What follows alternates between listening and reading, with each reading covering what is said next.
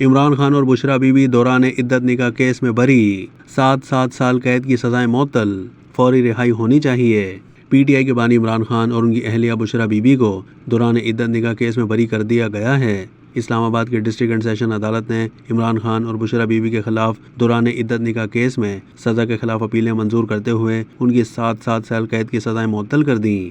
عمران خان اور بشرا be be کے خلاف دوران عدت نکاح کیس میں سزا کے خلاف مرکزی اپیلوں پر ایڈیشنل سیشن جج افضل مجوکا نے سماعت کی۔ فریقین کے دلائل سننے کے بعد اسلام آباد کے ڈسٹرکٹ اینڈ سیشن عدالت نے عمران خان اور بشرا بی بی کے خلاف دوران عدت نکاح کیس میں سزا کے خلاف اپیلوں پر فیصلہ محفوظ کر لیا تھا، جو کہ دوپہر 3 بجے سنایا۔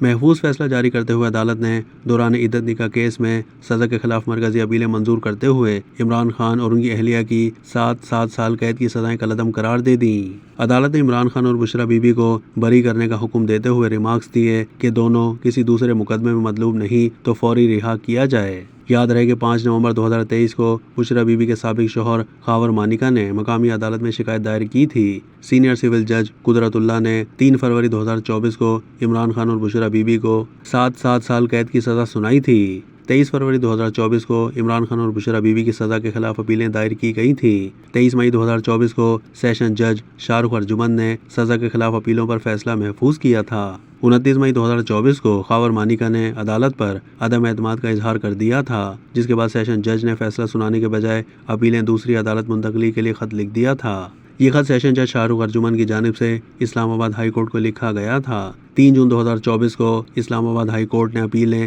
ایڈیشنل سیشن جج افضل مجوکا کو منتقل کر دی تھیں۔ 13 جون کو اسلام آباد ہائی کورٹ نے دوران عدت نکاح کیس میں سزا معطلی کی درخواستوں پر 10 روز میں فیصلے کا حکم دیا۔